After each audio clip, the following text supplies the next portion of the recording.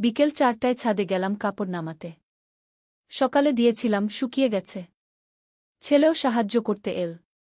আমি শাড়িগুলো নামাই, তুমি ছোট কাপড়গুলো নামাও। আমি শাড়ি আর দুপাট্টা নামাচ্ছি। সে ব্লাউজ, পেটিকোট নামাচ্ছে।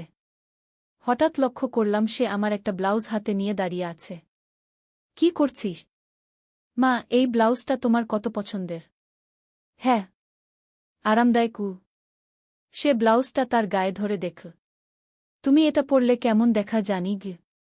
কাপড় নামাও, আবার বৃষ্টি আসতে পারে। কিন্তু সে ব্লাউজটা নিয়েই দাঁড়িয়ে। মা, তুমি কি জানো আমি কেন তোমার কাপড় ধুতে পছন্দ করি? তুমি ভালো ছেলে তাই। না, কারণ তোমার আন্তরিক কাপড়গুলো আমার হাতে থাকে। আমি অবাক হয়ে তার দিকে তাকালাম। তোমার ব্লাউজ যখন আমি ধুই, আমার মনে হয় তোমার শরীরের অংশ স্পর্শ করছি। সে ব্লাউজটা নিজের মুখের কাছে নিয়ে এল। তোমার শরীরের গন্ধ লেগে থাকে এতে। তুমি কি বলছ? মা, আমি তোমাকে ভালোবাসি। তোমার সবকিছু আমার কাছে মূল্যবান। তুমি আমার স্ত্রী হও। বিকেলের রোদ আমাদের গায়ে পড়ছে। কাপড়ের দড়ি দুলছে হাওয়ায়। আমি চাই তোমার সব কাপড় আমি নিজে কিনে দেব, ধূপ, যত্ন করব। এই গল্পটি সম্পূর্ণ শুনলে আপনাদের পানি অটোমেটিক বের হয়ে যাবে, সো যত দ্রুত সম্ভব হাতের কাছে টিস্যু নিয়ে বসে পড়ো। বিছানার চাদর যেন নষ্ট না হয় সেটা সম্পূর্ণ খেয়াল রাখার অনুরোধ জানিয়ে গল্পটি এখন শুরু করব। তার আগের সর্বশেষ অনুরোধ, দয়া করে এমন পানি বের করার গল্প নিয়মিত শুনতে আমাদের চ্যানেলটি সকলেই সাবস্ক্রাইব করুন। ধন্যবাদ। হ্যালো বন্ধুরা, আমার নাম সুমিত্রা সেন। আমার বয়স 39 বছর। আমার স্বামীর নাম বিকাশ সেন, বয়স 51 বছর। আমাদের 2 সন্তান, তনয় আর রিয়া। তনয় 21 বছর বয়সী, বিশ্ববিদ্যালয়ে পড়ে। রিয়া 14 বছর বয়সী, উচ্চ বিদ্যালয়ে যায়। আমার গল্পটা শুরু হয়েছিল সেদিন বিকেলে, যখন তনয়ের সাথে ছাদে কাপড় নামাতে গিয়েছিলাম।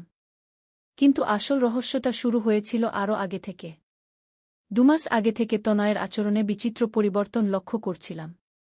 সে যখনই বাড়িতে থাকত, আমার কাছাকাছি ঘোরাঘুরি করত। আমি রান্নাঘরে কাজ করলে সে এসে দাঁড়াত। আমি বারান্দায় বসলে সে পাশে বসত। প্রথমে ভেবেছিলাম মায়ের প্রতি ভালোবাসা। কিন্তু ধীরে ধীরে বুঝতে পারলাম বিষয়টা অন্যরকম। সেদিন সকালে যখন আমি স্নান করতে বাথরুমে ঢুকেছিলাম, দরজার ফাঁক দিয়ে কেউ যেন উকি দিচ্ছে মনে হল। কিন্তু দরজা খুলে দেখলাম কেউ নেই। তারপর থেকে প্রতিদিন এমন হতে থাকে। আমি কাপড় পাল্টানোর সময়, স্নান করার সময় কেউ যেন লুকিয়ে দেখছে। একদিন রিয়া আমাকে বলল, মা, দাদা তোমার কাপড়ের আলমারি ঘাটাঘাটি করে গি। আমি চমকে উঠলাম। কি বলছিস? হ্যাঁ মা, আমি দেখেছি। তুমি যখন বাজারে যাও, দাদা তোমার রুমে ঢুকে তোমার কাপড় দেখে গিউ। সেদিন থেকে আমি সতর্ক হয়ে গেলাম। লুকিয়ে লুকিয়ে তনয়ের আচরণ লক্ষ্য করতে লাগলাম। একদিন দুপুরে আমি দেখলাম তনয় আমার ব্লাউজের ভেতরে মুখ গুজে শুকছে। আমার গা শিউরে উঠল। এ কি হচ্ছে? সেদিন বিকেলে কাপড় নামানোর সময় যখন সে ব্লাউজ হাতে নিয়ে সেই কথাগুলো বলল, আমি বুঝতে পারলাম ব্যাপারটা কতটা গুরুতর। তনয়, তুমি কি বলছো জানো? মা, আমি জানি এটা ঠিক না। কিন্তু আমি নিজেকে সামলাতে পারি না। তোমাকে দেখলেই আমার গি। চুপ, আমি তাকে থামিয়ে দিলাম। কিন্তু তনয় থামল না। সে ব্লাউজটা বুকের সাথে চেপে ধরে বলল, মা, আমি তোমার সাথে ঘর করতে চাই। তুমি আমার স্ত্রী হয়ে যাও। আমি কাপড়ের ঝুড়ি হাত থেকে পড়ে গেল। তনয়, তুমি কি বলছো? মা, আমি গত কয়েক মাস ধরে তোমার স্বপ্ন দেখি। তুমি আমার পাশে শুয়ে আছো। আমি তোমাকে আলিঙ্গন করছি। আমার পা কেঁপে যাচ্ছিল। এ কি শুনছি? তোমার শাড়ির ব্লাউজ যখন ফিট হয়ে থাকে, তখন তোমার শরীরের গড়নটা। তনয়, থামো। কিন্তু সে থামে না।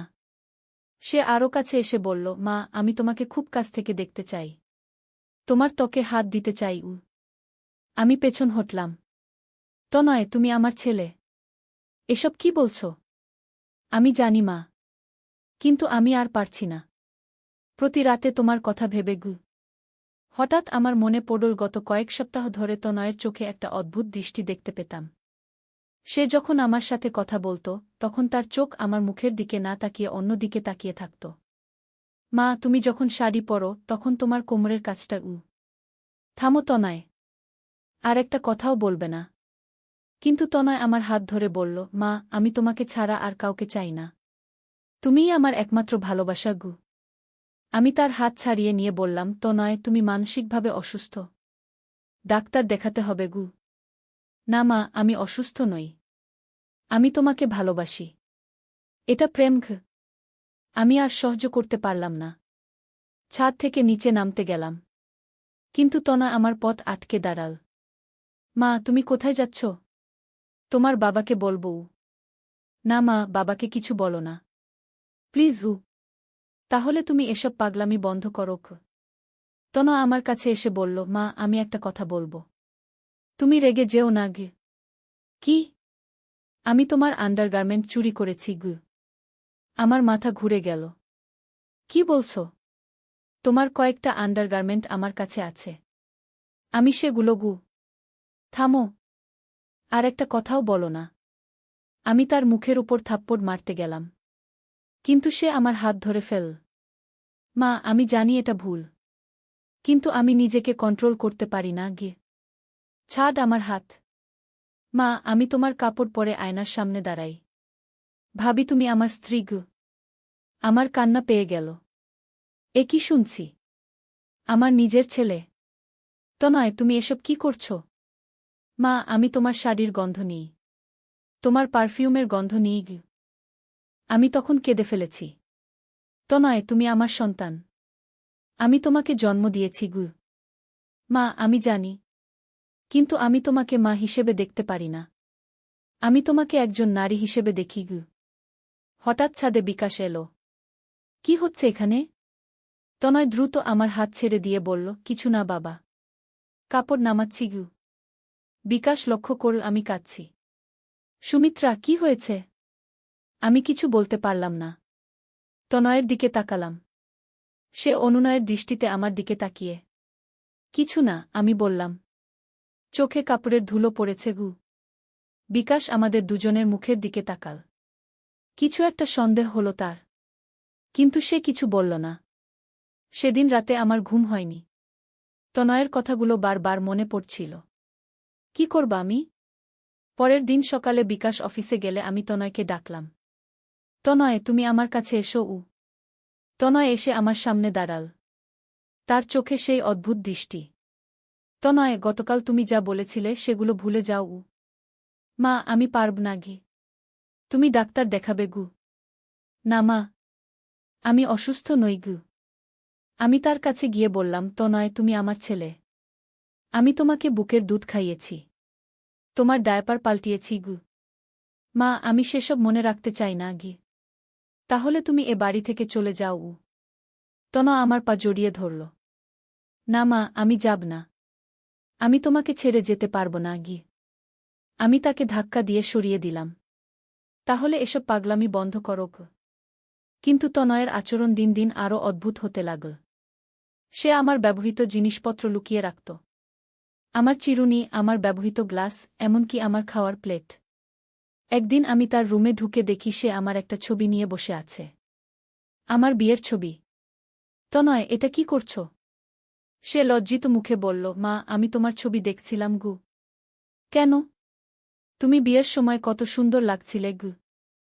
আমি ছবিটা তার হাত থেকে কেড়ে নিলাম। তনয়, তুমি কি জানো তুমি কি করছ? মা, আমি ভাবি তুমি যদি আমাকে বিয়ে করতে গু।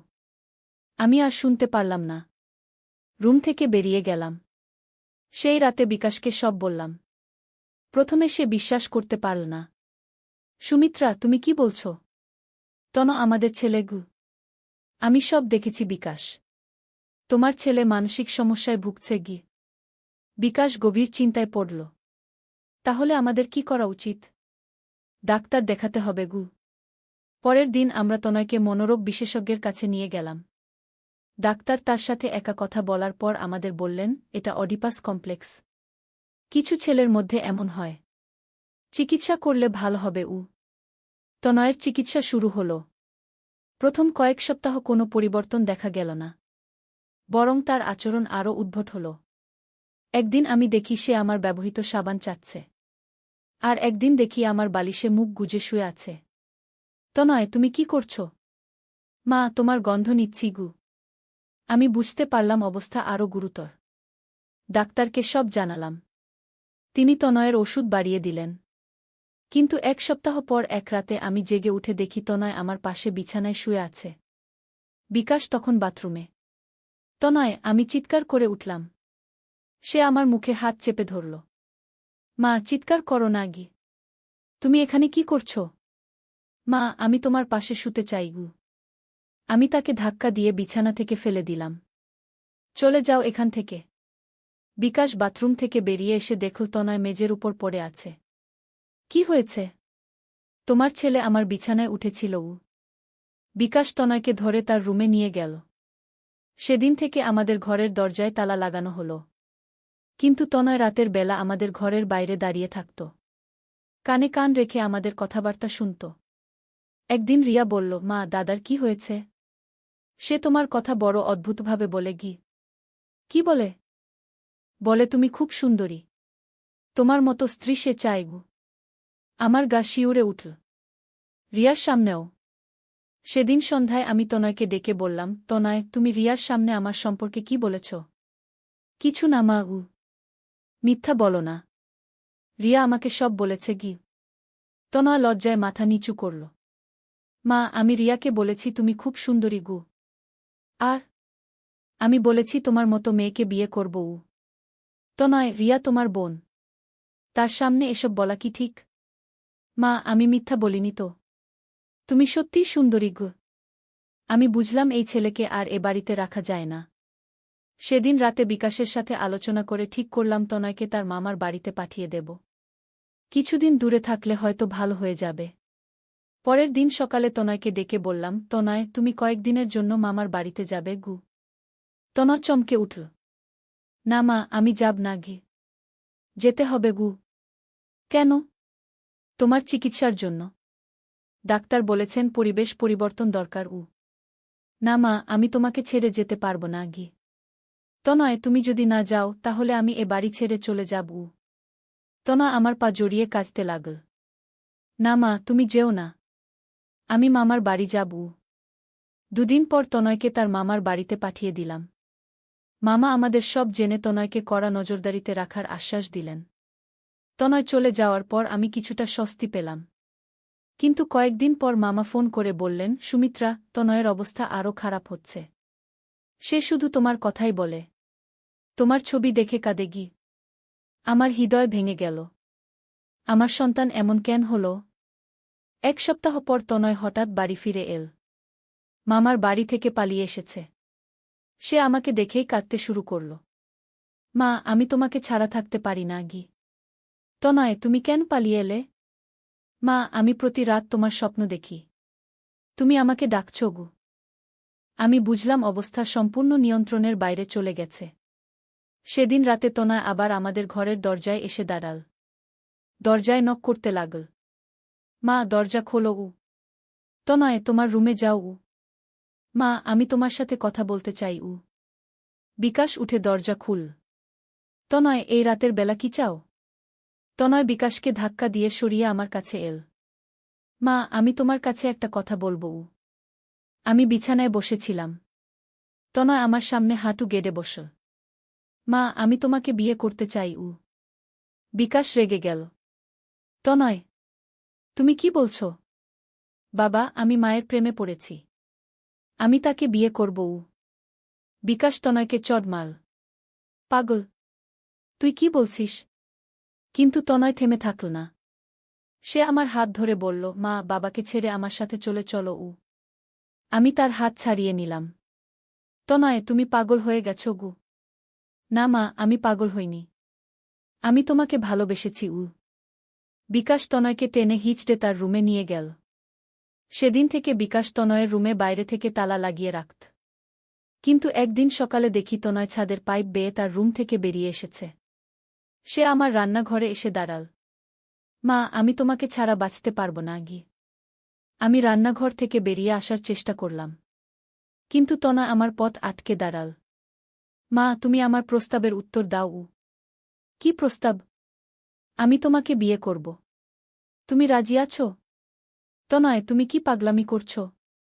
মা, এটা পাগলামি না। এটা ভালোবাসা। আমি তাকে ধাক্কা দিয়ে সরিয়ে দিতে গেলাম। কিন্তু তনা আমাকে জড়িয়ে ধরল। মা, আমি তোমাকে ছাড়ব না গি। ছাড় আমাকে। তনা আমার গালে চুমু খেল। আমার গা বমি আসতে লাগল। তনয়, তুমি কি করলে? মা, আমি তোমাকে ভালোবাসি। আমি চিৎকার করে বিকাশকে ডাকলাম। বিকাশ দৌড়ে এসে তনয়কে আমার থেকে ছাড়াল। তনয়, তুই একটা পশু হয়ে গেছিস। বিকাশ তনয়কে অনেক মারধর করল। কিন্তু তনয় কোনো অনুশোচনা দেখাল না। বাবা, আমি ভুল কিছু করিনি। আমি মাকে ভালোবাসি। সেদিনই আমরা ঠিক করলাম তনয়কে মানসিক হাসপাতালে ভর্তি করাব। কিন্তু তনয় যখন জানতে পারল, সে বাড়ি থেকে পালিয়ে গেল। 3 দিন পর পুলিশ তাকে খুঁজে বের করে আনল। তনয়কে মানসিক হাসপাতালে ভর্তি করানোর দিন সে আমাকে বলল, মা, আমি ভালো হয়ে ফিরে আসব। তখন তুমি আমার প্রস্তাব ভেবে দেখো গু। আমি কোনো উত্তর দিলাম না। তনয়কে হাসপাতালে ভর্তি করানোর পর আমি কিছুটা শান্তি পেলাম। কিন্তু মনের ভেতর একটা অপরাধবোধ কাজ করছিল। আমার সন্তানকে আমি পাগলাগার্দে পাঠিয়েছি। 2 মাস পর ডাক্তার জানালেন তনয়ের অবস্থার উন্নতি হয়েছে। সে এখন নরমাল। কিন্তু তাকে আবার আগের পরিবেশে নিয়ে গেলে সমস্যা হতে পারে, ডাক্তার বললেন। আমরা ঠিক করলাম তনয়কে ঢাকায় তার এক আত্মীয়ের কাছে পাঠিয়ে দেব। সেখানে সে চাকরি করবে। তনয়কে হাসপাতাল থেকে নিয়ে আসার দিন সে অনেক স্বাভাবিক মনে হল। আমার সাথে সাধারণ কথাবার্তা বলল। মা, আমি জানি আমি অনেক ভুল করেছি। আমি দুঃখিত। আমি স্বস্তির নিঃশ্বাস ফেললাম। তনয়, তুমি এখন ভালো আছো। এটাই যথেষ্ট। কিন্তু সেদিন রাতেই আবার সেই ঘটনা। তন আমাদের ঘরের দরজায় এসে দাঁড়াল। মা, আমি তোমার সাথে শেষবারের মতো কথা বলতে চাই। বিকাশ, দরজা খুল। কি চাও? তনয়া আমার কাছে এসে বলল, মা, আমি কাল ঢাকা চলে যাব। তার আগে তোমার কাছে ক্ষমা চাই। আমি ভাবলাম সে সত্যিই সুস্থ হয়ে গেছে। তনয়, তুমি আমার ছেলে। ক্ষমার কিছু নেই। তনয় আমার পায়ে মাথা ঠেকিয়ে বলল, মা, আমি তোমার পায়ের ধুলো নিচ্ছি গু। আমি তাকে তুলে দিলাম। তনয়, উঠো। কিন্তু হঠাৎ তনয় আমাকে জোরে জড়িয়ে ধরল। মা, আমি এখনও তোমাকে ভালোবাসি। কিন্তু আমি প্রতিশ্রুতি দিচ্ছি আর কখনো তোমাকে বিরক্ত করব না গে। আমি তাকে ছাড়িয়ে দিলাম। তনয়, এখন তোমার রুমে যাও। পরের দিন সকালে তনয়কে ট্রেনে তুলে দিলাম। সে চলে যাওয়ার সময় আমার হাতে একটা চিঠি দিল। মা, এটা বাড়িতে গিয়ে পড়ো। বাড়িতে এসে চিঠিটা খুলে পড়লাম।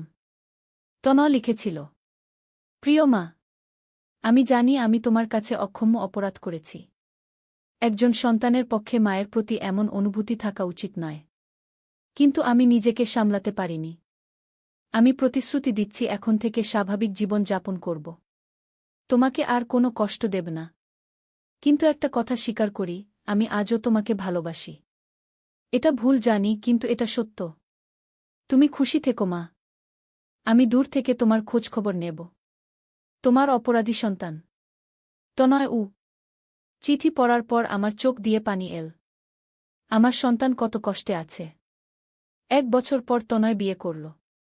তার স্ত্রীর নাম মীরা। খুব ভালো মেয়ে। তনয় এখন স্বাভাবিক জীবন যাপন করছে। মাঝে মাঝে ফোন করে খোঁজখবর নেয়। কিন্তু বাড়িতে আসে না। গত মাসে তার একটা ছেলে হয়েছে। নাম রেখেছে অর্ণব। মীরা ফোনে আমাকে বলল, মা, তনয় বলে তার ছেলে যেন আমার মতো না হয় গে। আমি জিজ্ঞেস করলাম, মানে? তনয় বলে সে তার ছেলেকে মায়ের প্রতি স্বাভাবিক ভালোবাসা শেখাবে। অস্বাভাবিক কিছু নয় গু। আমার মনে হলো তনয় সত্যিই সুস্থ হয়ে গেছে। কিন্তু গত সপ্তাহে একটা চিঠি পেলাম তনয়ের কাছ থেকে। সেখানে সে লিখেছে, মা, আমি এখন বাবা। আমার একটা সন্তান আছে। কিন্তু আমি আজও তোমাকে ভুলতে পারিনি। রাতে ঘুমাতে যাওয়ার আগে তোমার কথা মনে পড়ে। আমি জানি এটা ভুল। কিন্তু মন তো আর নিয়ন্ত্রণ করা যায় না। তবে তুমি নিশ্চিত থাকো, আমি আর কখনো তোমার কাছে যাব না। আমি মীরার সাথে সুখে আছি। কিন্তু তোমার জায়গা আমার হৃদয়ে আলাদা। তুমি সুখে থেকো মা। আমি দূর থেকে তোমার জন্য প্রার্থনা করি গে। এই চিঠি পড়ার পর আমি বুঝলাম তনয়ের ভেতরে সেই অনুভূতি এখনো আছে। তবে সে নিজেকে নিয়ন্ত্রণে রেখেছে। আজ 3 বছর হয়ে গেল তনয় ঢাকায় আছে। সে এখন একটা প্রাইভেট কোম্পানিতে চাকরি করে। মীরার সাথে সুখের সংসার। কিন্তু আমি জানি আমার ছেলের মনের ভেতরে এখনও সেই তুফান আছে। সে শুধু সেটা চেপে রেখেছে। কখনো কখনো ভাবি, আমার কোনো ভুলের কারণে কি তনয়ের এমন হয়েছিল? নাকি এটা প্রকৃতির কোনো বিচিত্র খেলা? ডাক্তার বলেছিলেন কিছু ছেলের মধ্যে মায়ের প্রতি এমন অস্বাভাবিক আকর্ষণ জন্মায়। এটা একটা মানসিক রোগ। যাই হোক, তনয় এখন দূরে আছে। আমি এখন স্বাভাবিক জীবন যাপন করছি। রিয়া এখন উচ্চ মাধ্যমিকে পড়ে। সে খুব ভালো মেয়ে। কিন্তু মাঝে মাঝেই তনয়ের কথা মনে পড়ে। সেই বিকেলের কথা মনে পড়ে যখন সে ছাদে আমার ব্লাউজ হাতে নিয়ে সেই কথাগুলো বলেছিল। আমি ভাবি, একজন মা হিসেবে আমি কি তনয়কে ব্যর্থ করেছি? নাকি একজন নারী হিসেবে আমার কোনো দোষ ছিল? এই প্রশ্নের উত্তর আমি কখনো পাব না। কিন্তু আমি জানি তনয় এখন সুখে আছে। সেটাই আমার কাছে সবচেয়ে বড় পাওয়া। আর আমি প্রতিদিন প্রার্থনা করি যেন তনয়ের মনের ভেতরের ঝড় একদিন শান্ত হয়ে যায়। যেন সে একদিন সত্যিকারের শান্তি পায়। এই হলো আমার গল্প। একজন মায়ের কষ্টের গল্প। একটি অদ্ভুত ভালোবাসার গল্প যা কখনো পরিণতি পেতে পারে না। তনয় এখন বাবা। সে তার ছেলেকে সঠিক পথে বড় করবে। আমি সেটা জানি। কারণ তনয় নিজে যে কষ্ট পেয়েছে সেই কষ্ট সে তার সন্তানকে দিতে চাইবে না। হয়তো এভাবেই প্রকৃতি তার ভুল সংশোধন করে।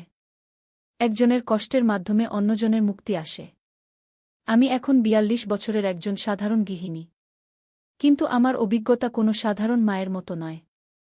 আমি এমন এক কষ্টের মধ্য দিয়ে গেছি যা সহজে ভোলা যায় না। কিন্তু জীবন তো এগিয়ে চলে। আমিও এগিয়ে চলেছি। প্রতিদিন সকালে উঠে স্বাভাবিক কাজকর্ম করি। রিয়ার দেখাশোনা করি। বিকাশের সাথে হাসি আনন্দে দিন কাটাই। কিন্তু রাতে যখন একা থাকি তখন তনয়ের কথা মনে পড়ে। আমার সেই ছেলেটির কথা যে আমাকে ভালোবেসেছিল এক অদ্ভুত ভালোবাসায়। আমি তার জন্য প্রার্থনা করি। প্রার্থনা করি সে যেন সুখে থাকে। তার স্ত্রী মীরা যেন তাকে সেই ভালোবাসা দিতে পারে যার জন্য সে তড়পায়। এই গল্প এখানেই শেষ। কিন্তু জীবন শেষ নয়। জীবন এখনো চলমান। হয়তো একদিন তনয় বদলে যাবে। হয়তো সে একদিন স্বাভাবিক ছেলে হয়ে উঠবে। আমি সেই দিনের জন্য অপেক্ষা করি।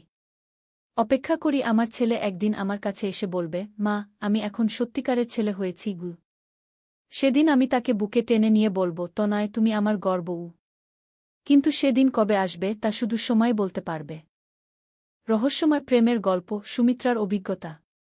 কাল সন্ধ্যায় ছেলের বন্ধু এসেছিল। আমি চা বানিয়ে দিলাম। সে আমাকে বৌদি বলে ডাকল। আমি অবাক হয়ে গেলাম। ছেলে কিছু বলল না। বন্ধু চলে যাওয়ার পর জিজ্ঞেস করলাম, তোর বন্ধু আমাকে বৌদি বলে ডাকল কেন?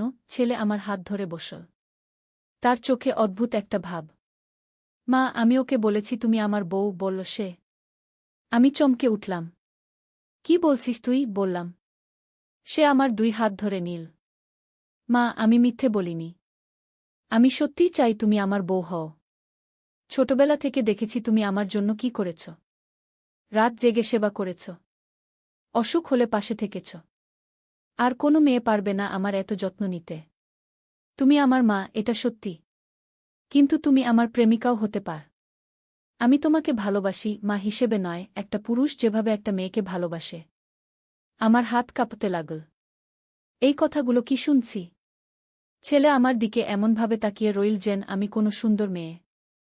তার চোখে এমন আকুতি, এমন ভালোবাসা। সে আমার গালে হাত রাখল। মা, তুমি এখনো অনেক সুন্দর। তোমার বয়স এখনো কম। আমার চেয়ে মাত্র 18 বছরের বড়। এটা কোনো সমস্যা না। আমি তোমাকে খুশি রাখতে পারব। তুমি আমার সাথে বিয়ে করো। আমরা এই বাড়ি ছেড়ে দূরে কোথাও চলে যাব। যেখানে কেউ আমাদের চিনবে না। সেখানে আমরা স্বামী স্ত্রী হিসেবে থাকব। রুমের টেবিল ফ্যানের আওয়াজ ছাড়া সব নিস্তব্ধ। তার হাতের স্পর্শ এত নরম, এত ভালোবাসা। মা, আমার মাথা ঘুরছিল। এতদিন ছেলে হিসেবে দেখেছি, আজ তাকে একটা পুরুষ মনে হচ্ছে। তার কথার মধ্যে এমন আকুতি যে মনে হলো সে সত্যিই আমাকে ভালোবাসে। 4 কাপ টেবিলে রাখা। সেখানে আমাদের দুজনের প্রতিবিম্ব পড়েছিল। দেখে মনে হচ্ছিল সত্যিই কোনো দম্পতি। ছেলে আমার কপালে একটা চুমু দিল। মা, আমাকে হ্যাঁ বলো। আমি প্রতিজ্ঞা করছি তোমাকে সবচেয়ে সুখী মেয়ে বানাব। তুমি আমার রানী হয়ে থাকবে। তার কথা শুনে আমার চোখে জল এসে গেল। এই গল্পটি সম্পূর্ণ শুনলে আপনাদের পানি অটোমেটিক বের হয়ে যাবে, সো যত দ্রুত সম্ভব হাতের কাছে টিস্যু নিয়ে বসে পড়ো। বিছানার চাদর যেন নষ্ট না হয় সেটা সম্পূর্ণ খেয়াল রাখার অনুরোধ জানিয়ে গল্পটি এখন শুরু করব। তার আগে সর্বশেষ অনুরোধ, দয়া করে এমন পানি বের করার গল্প নিয়মিত শুনতে আমাদের চ্যানেলটি সকলেই সাবস্ক্রাইব করুন। ধন্যবাদ। হ্যালো বন্ধুরা, আমার নাম সুমিত্রা দেব। আমার বয়স ৪১ বছর।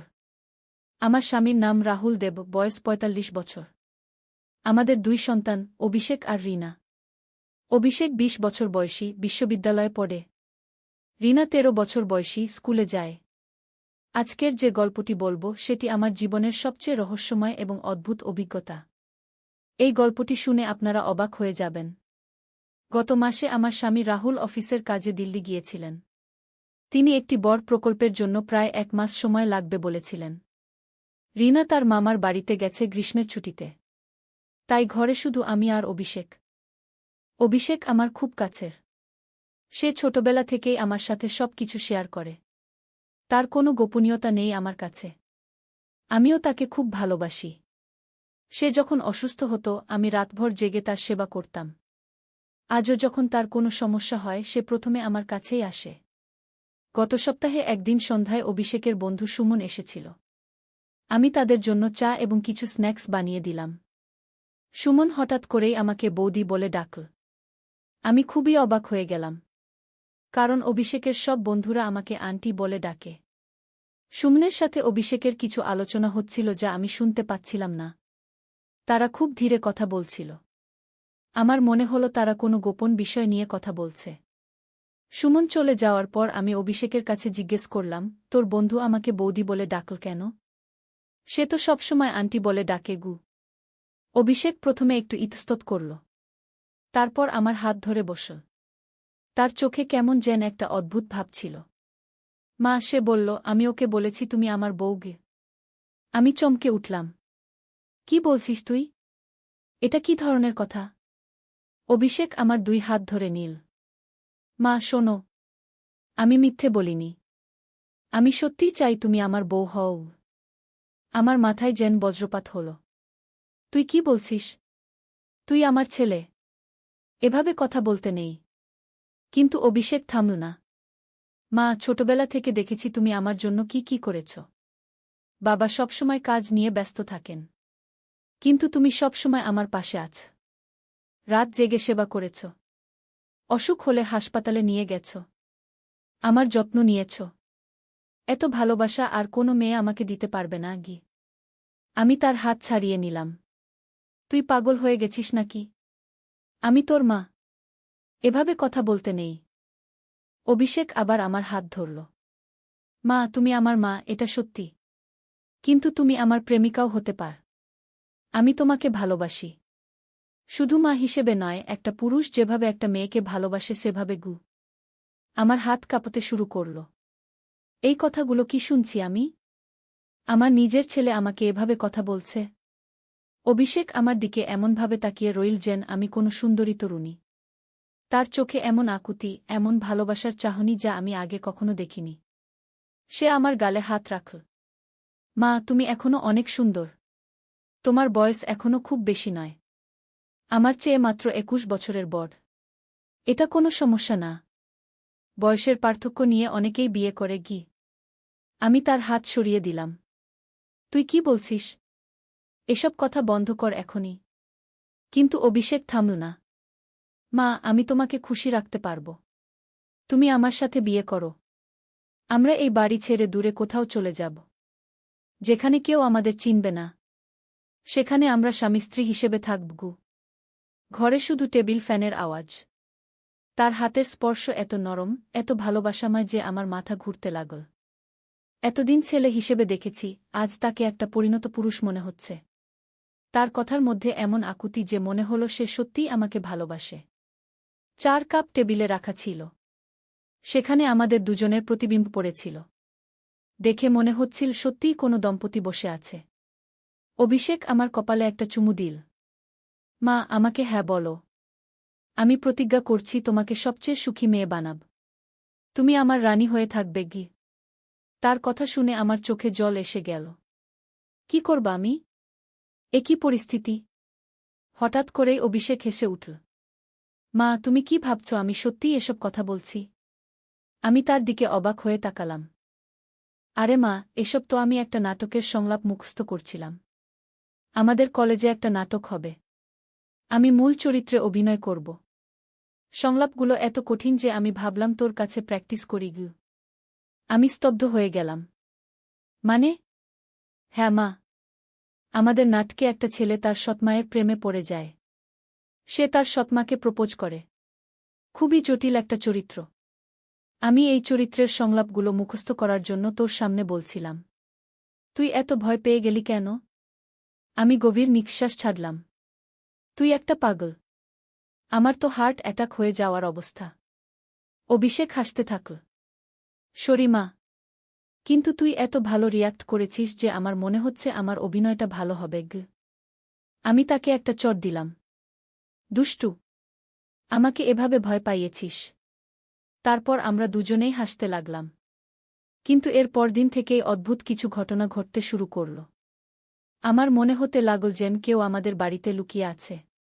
রাতে আমি বিভিন্ন রকম শব্দ শুনতে পেতাম। মাঝে মাঝে মনে হতো যেন কেউ আমাকে দেখছে। একদিন সকালে ঘুম থেকে উঠে দেখি আমার জানালার পাশে একটা চিরকুট রাখা। চিরকুটে লেখা, আমি তোমাকে ভালোবাসি। তুমি আমার হয়ে যাও। আমি ভয় পেয়ে গেলাম। অভিষেককে জিজ্ঞেস করলাম এটা তার কাজ কিনা। সে বলল সে কিছুই জানে না। এরপর আরও অদ্ভুত সব ঘটনা ঘটতে লাগল। আমার জামাকাপড় হারিয়ে যেতে লাগল। রাতে স্নানঘরের দরজা এমনিতেই খুলে যেত। আমার ড্রেসিং টেবিলের আয়না ভেঙে যেত। একদিন রাতে আমি বাথরুম থেকে বের হয়ে দেখি আমার বিছানা লাল গোলাপের পাপড়ি ছড়ানো। পাশে একটা প্রেমপত্র। চিঠিতে লেখা, আমি তোমার জন্য পাগল হয়ে যাচ্ছি। তুমি আমাকে একবার দেখা দাও। আমি অভিষেকের ঘরে গিয়ে তাকে ডাকলাম। সে ঘুমিয়ে আছে।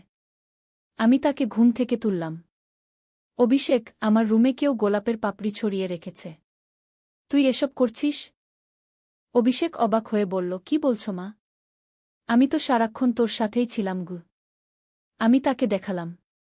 সে বলল, এটা নিশ্চয়ই কোনো প্র্যাঙ্কার। হয়তো আমার কোনো বন্ধু এসব করছে গি। কিন্তু পরদিন আরও অদ্ভুত কিছু ঘটল। আমি যখন রান্নাঘরে কাজ করছিলাম হঠাৎ আমার মনে হলো কেউ আমার পিছনে দাঁড়িয়ে আছে। আমি পিছন ফিরে তাকালাম কিন্তু কাউকে দেখলাম না। এরপর আমি রান্নাঘরের জানালা দিয়ে বাইরে তাকালাম। দেখি একটা ছায়ামূর্তি বাগানে দাঁড়িয়ে আমার দিকে তাকিয়ে আছে। আমি ভয় পেয়ে চিৎকার করলাম। অভিষেক দৌড়ে এলো। কি হলো মা? বাগানে একটা লোক দাঁড়িয়ে আছে। অভিষেক বাইরে গিয়ে দেখল। কিন্তু সেখানে কাউকে পেল না। মা, তুই হয়তো ভুল দেখেছিস। ওখানে কেউ নেই গি। কিন্তু আমি নিশ্চিত ছিলাম আমি কাউকে দেখেছি। এর পরের দিন আরও ভয়ঙ্কর কিছু ঘটল। রাতে আমি ঘুমাতে যাওয়ার পর মনে হলো কেউ আমার ঘরে ঢুকেছে। আমি চোখ খুলে দেখি একটা লোক আমার বিছানার পাশে দাঁড়িয়ে আছে। তার মুখ দেখতে পাচ্ছিলাম না কারণ অন্ধকার ছিল। আমি চিৎকার করে উঠলাম। অভিষেক দৌড়ে এলো। লাইট জ্বালানোর পর দেখি ঘরে কেউ নেই। কিন্তু জানালা খোলা। মা, কি হয়েছে? আমি কাঁপতে কাঁপতে বললাম, একটা লোক এখানে ছিল। সে আমার বিছানার পাশে দাঁড়িয়ে ছিল। অভিষেক পুরো ঘর তন্ন তন্ন করে খুঁজল। কিন্তু কিছু পেল না। মা, তুই নিশ্চয়ই স্বপ্ন দেখেছিস। এখানে কেউ নেই গি। কিন্তু আমি জানতাম এটা স্বপ্ন নয়। কেউ একজন সত্যিই আমার ঘরে ঢুকেছিল। পরদিন আমি অভিষেককে বললাম পুলিশে খবর দিতে। কিন্তু সে বলল, মা, পুলিশে কি বলবো? কোনো প্রমাণ তো নেই। তারা আমাদের কথা বিশ্বাস করবে না গি। কিন্তু ঘটনাগুলো আরও ভয়ঙ্কর হতে লাগল। একদিন আমি স্নান করার সময় মনে হলো কেউ বাথরুমের দরজার কাছে দাঁড়িয়ে আছে। আমি দরজার দিকে তাকালাম। দেখি দরজার তলা দিয়ে দুটো পায়ের ছায়া দেখা যাচ্ছে। আমি ভয়ে চিৎকার করলাম। কে সেখানে? কোনো উত্তর এলো না। পায়ের শব্দ শুনে মনে হল কেউ দৌড়ে পালিয়ে গেছে। আমি তাড়াতাড়ি কাপড় পরে বের হলাম। অভিষেকের ঘরে গিয়ে দেখি সে পড়াশোনা করছে। অভিষেক, তুই কি এখনই বাথরুমের কাছে গিয়েছিলি? না মা। আমি তো এখানেই বসে আছি গু। আমি বুঝতে পারছিলাম না কি ঘটছে। কেউ একজন আমাদের বাড়িতে লুকিয়ে থাকে এবং আমাকে অনুসরণ করে। একদিন সন্ধ্যায় আমি রান্না করছিলাম। হঠাৎ বিদ্যুৎ চলে গেল। পুরো বাড়ি অন্ধকার হয়ে গেল। আমি অভিষেককে ডাকলাম। অভিষেক, তুই কোথায়? কোনো উত্তর এলো না। আমি ভয় পেয়ে গেলাম। টর্চলাইট খুঁজতে লাগলাম। হঠাৎ আমার পিছন থেকে কেউ আমার গলা জড়িয়ে ধরল। আমি চিৎকার করতে গেলাম কিন্তু আমার মুখে হাত চাপা দিল। চুপ করো, একটা পুরুষের কণ্ঠ বলল। আমি তোমার কোনো ক্ষতি করব না গি। আমি কাঁপছিলাম ভয়ে। আমি তোমাকে অনেক দিন ধরে দেখছি। তুমি খুব সুন্দর। আমি তোমাকে ভালোবাসি। আমি তার হাত কামড়ে দিলাম। সে ব্যথা পেয়ে আমাকে ছেড়ে দিল। আমি দৌড়ে পালিয়ে গেলাম। অভিষেক, অভিষেক, আমি চিৎকার করছিলাম। হঠাৎ বিদ্যুৎ এসে গেল। আমি দেখি অভিষেক বারান্দায় দাঁড়িয়ে আছে। মা, কি হয়েছে? তুই এত চিৎকার করছিস কেন? আমি তাকে সব বললাম। সে পুরো বাড়ি তন্ন তন্ন করে খুঁজল কিন্তু কাউকে পেল না। মা, তুই নিশ্চয়ই ভয়ে হ্যালুসিনেশন দেখছিস। এখানে কেউ নেই গি। কিন্তু আমি জানতাম আমি যা দেখেছি সেটা সত্যি। কেউ একজন আমাদের বাড়িতে ঢুকেছিল এবং আমাকে জোর করে ধরেছিল। পরদিন আমি দরজা জানালা সব বন্ধ করে রাখলাম। কিন্তু তারপরও অদ্ভুত সব ঘটনা ঘটতে থাকল। একদিন আমি দেখি আমার আলমারিতে একটা প্রেমপত্র রাখা। চিঠিতে লেখা, তুমি আমাকে এড়িয়ে চলছ, কিন্তু আমি তোমাকে ছাড়ব না। তুমি আমার হয়ে যাবেই গি। এবার আমি সত্যিই ভয় পেয়ে গেলাম। অভিষেককে বললাম আমরা কোথাও চলে যাই। মা, আমাদের পরীক্ষা আছে। এখন কোথাও যাওয়া যাবে না গি। কিন্তু পরিস্থিতি আরও খারাপ হতে লাগল। একদিন আমি রান্নাঘরে কাজ করছিলাম। হঠাৎ দেখি একটা কাগজ মেঝেতে পড়ে আছে। তুলে দেখি সেখানে আমার ছবি। কিন্তু এটা এমন একটা ছবি যা আমি কখনো তুলিনি। মনে হচ্ছিল কেউ লুকিয়ে লুকিয়ে আমার ছবি তুলেছে। আমি আর পারলাম না। অভিষেককে বললাম আমরা আজই পুলিশে যাব। কিন্তু অভিষেক বলল, মা, আরও একদিন অপেক্ষা কর। আমি একটা কাজ করি। সেদিন রাতে অভিষেক আমাকে বলল, মা, তুই আমার ঘরে ঘুমাবি। আমি তোর ঘরে ঘুমাব। দেখি কি হয়। আমি রাজি হলাম। রাতে আমি অভিষেকের ঘরে শুয়ে রইলাম। প্রায় 2টার সময় হঠাৎ আমি চিৎকার শুনলাম। আমার নিজের ঘর থেকে অভিষেকের চিৎকার আসছে। আমি দৌড়ে গিয়ে দেখি অভিষেক একটা লোকের সাথে মারামারি করছে। লোকটা কালো পোশাক পরা এবং তার মুখে মাস্ক। মা, পুলিশে ফোন দাও, অভিষেক চিৎকার করল। আমি তাড়াতাড়ি পুলিশে ফোন দিলাম। লোকটা পালিয়ে যাওয়ার চেষ্টা করল কিন্তু অভিষেক তাকে ধরে ফেলল। পুলিশ এসে লোকটাকে ধরে নিয়ে গেল। তার মাস্ক খুলে দেখি সে আমাদের পাড়ারই একটা ছেলে। নাম রাকেশ। সে একটা দোকানে কাজ করত। পুলিশের কাছে সে স্বীকার করল যে সে আমাকে ভালোবেসে ফেলেছিল। সে আমাদের বাড়িতে লুকিয়ে লুকিয়ে ঢুকত এবং আমার সব কিছু দেখত। সে চেয়েছিল আমি তার সাথে পালিয়ে যাই। পুলিশ তাকে গ্রেফতার করল। আমরা মামলা করলাম। এর কয়েকদিন পর আমার স্বামী রাহুল দিল্লি থেকে ফিরে এলেন। আমি তাকে সব ঘটনা বললাম। তিনি খুব রেগে গেলেন এবং বললেন আমাদের বাড়ি পরিবর্তন করতে হবে। 1 মাস পর আমরা নতুন একটা এলাকায় চলে গেলাম। সেখানে আমাদের কোনো সমস্যা হয়নি। কিন্তু এই ঘটনার পর আমি বুঝলাম যে জীবনে কখন কি ঘটবে তা বোঝা যায় না। আমি ভেবেছিলাম অভিষেক সত্যিই আমাকে ভুল কিছু বলেছিল। কিন্তু আসলে সে শুধু নাটকের সংলাপ প্র্যাকটিস করছিল। এরপর থেকে আমি সবসময় সতর্ক থাকি। দরজা জানালা ভালো করে বন্ধ করি। কোনো অপরিচিত লোককে বাড়িতে ঢুকতে দেই না। অভিষেক এখন আরও বড় হয়েছে। সে আমার খেয়াল রাখে। তার বন্ধুরাও আমাকে খুব সম্মান করে। সুমন আর আমাকে বৌদি বলে ডাকে না। সবাই আমাকে আন্টি বলে ডাকে। রাকেশের বিচার হয়েছে। সে 2 বছরের জেল পেয়েছে। আমি শুনেছি জেল থেকে বের হওয়ার পর সে অন্য শহরে চলে গেছে। এখন আমাদের নতুন বাড়িতে আমরা খুব সুখে আছি। রিনাও ফিরে এসেছে। রাহুলও এখন বাড়িতে বেশি সময় কাটায়। এই গল্পটি আমার জীবনের সবচেয়ে ভয়ঙ্কর অভিজ্ঞতা। আমি কখনো ভাবিনি যে এরকম কিছু আমার সাথে ঘটতে পারে। কিন্তু এই ঘটনা থেকে আমি একটা বিষয় শিখেছি। সেটা হলো আমাদের সবসময় সতর্ক থাকতে হবে। কে কখন আমাদের ক্ষতি করতে পারে তা বোঝা যায় না। অভিষেক এখন আরও দায়িত্বশীল হয়েছে। সে আমার নিরাপত্তার ব্যাপারে খুব সচেতন। তার নাটকের অভিনয়ও ভালো হয়েছিল। পরে সে আমাকে বলেছিল যে আমার রিয়াকশন দেখে সে বুঝতে পেরেছিল তার অভিনয়টা কেমন হবে। মা, সে বলেছিল, তোর রিয়াকশন দেখে আমি বুঝলাম আমার অভিনয় কতটা বাস্তব লাগছে। তুই সত্যিই বিশ্বাস করেছিলি আমি ওসব কথা বলছি? আমি তাকে বলেছিলাম, তুই আগামীতে এরকম প্র্যাঙ্ক আর কখনো করিস না। আমার তো হার্ট ফেইল হয়ে যাওয়ার অবস্থা হয়েছিল। এখন আমরা সেই ঘটনা নিয়ে মাঝে মাঝে হাসি। কিন্তু রাকেশের বিশ্বাসটা ছিল সত্যিকারের ভয়ঙ্কর। আমার মনে হয় এই গল্প শুনে অনেকেই শিক্ষা নিতে পারবেন। বিশেষ করে মহিলারা। আমাদের সবসময় সতর্ক থাকতে হবে।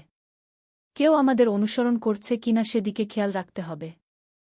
আর পুরুষদের বলবো, কোনো মহিলাকে জোর করে কিছু করার চেষ্টা করবেন না। এটা অপরাধ। এর জন্য আইনি শাস্তি হতে পারে। রাকেশ ভেবেছিল সে আমাকে ভয় দেখিয়ে তার কথা মানাতে পারবে। কিন্তু সে ভুল ভেবেছিল। আমি পুলিশে অভিযোগ করেছি এবং সে শাস্তি পেয়েছে। এই গল্পের মাধ্যমে আমি সবাইকে বলতে চাই যে কোনো অন্যায়ের সামনে চুপ করে থাকবেন না। প্রতিবাদ করুন। পুলিশে অভিযোগ করুন। আমাদের সমাজে এরকম অনেক রাকেশ আছে।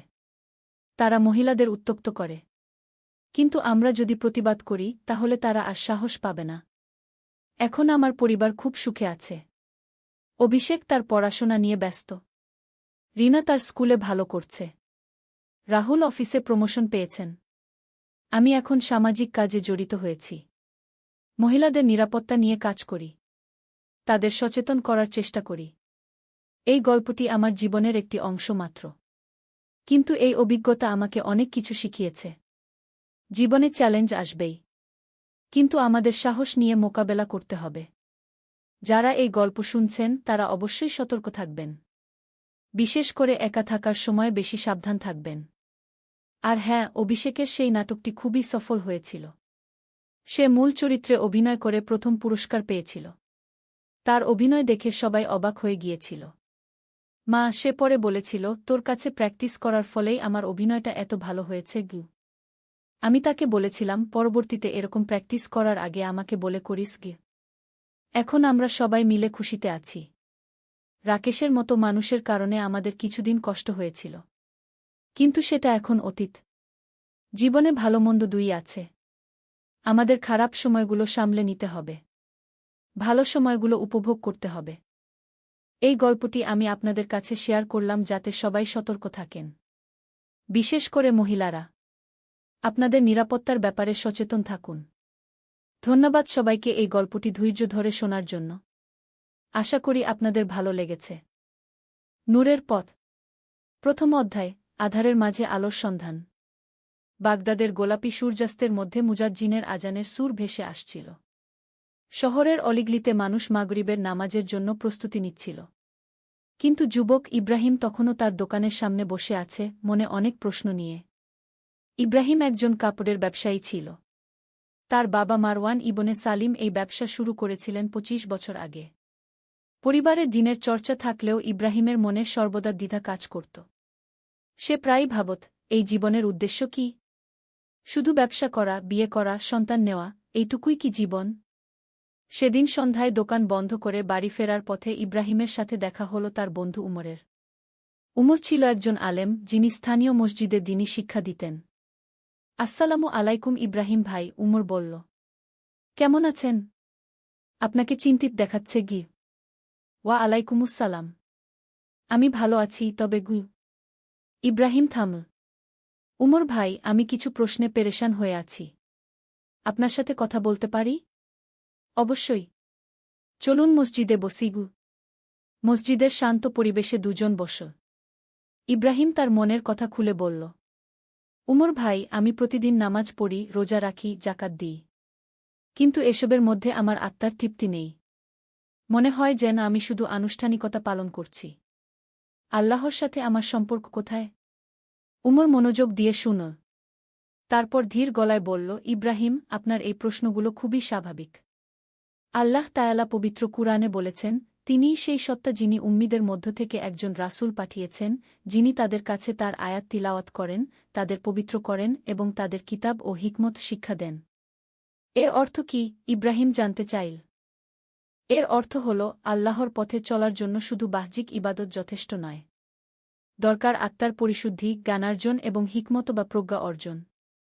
আপনার মধ্যে যে অস্থিরতা, সেটা আল্লাহর পক্ষ থেকে একটা সংকেত যে আপনি আরও গভীরে যাওয়ার জন্য প্রস্তুত। দ্বিতীয় অধ্যায়, জ্ঞানের সন্ধানে। পরের দিন ইব্রাহিম তার জীবনে একটা নতুন রুটিন শুরু করল। ফজরের নামাজের পর সে কুরআন তিলাওয়াত করত এবং তার অর্থ বোঝার চেষ্টা করত। উমর তাকে একটি তাফসির গ্রন্থ দিয়েছিল।